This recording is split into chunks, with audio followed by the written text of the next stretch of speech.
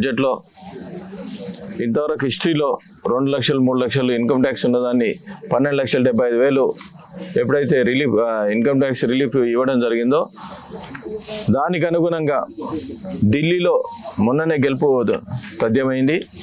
ఇదే 100 సంవత్సరాల పార్టీ ఏ ఒక్క సీట్ కూడా గెలవకపోవడం కారణం ఏంటంటే ఎక్కడ పోయినా నెరవేర్చని హామీలు ఇచ్చుకుంటా పబ్బం కట్టుకొని గెలిచి దానికి ఇంతవరకు ఏ హామీలు ఇవ్వలేకపోవడము అంత దారుణం. 14 నెలలే భూలోకానికి పోయింది ఈ పార్టీ.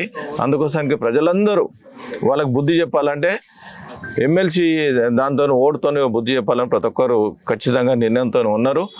ఏ పార్టీకి వేసినా ఇండిపెండెంట్ కూడా ఏ పార్టీకి వేసినా అన్ని కాంగ్రెస్కే పోయి అలా కలుస్తాయి. అందుకోసానికి వివిధ పార్టీలు ఎవరైతే ఉన్నారో వాళ్ళందరూ అన్ని పార్టీలు టికెట్ అడగడం జరిగింది.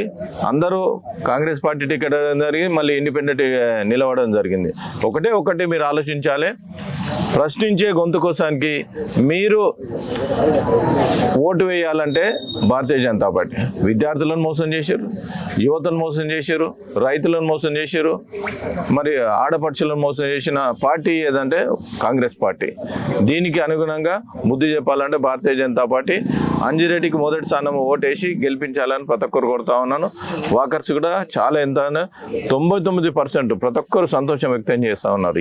ఈసారి 80% భారతీయ జనతా పార్టీ కైవసం చేసుకోవడానికి చెప్తా ఉన్నారు. వాళ్ళందరికీ పేరు పేరున ధన్యవాదాలు తెలియజేస్తున్నాను. సంతోషం వ్యక్తం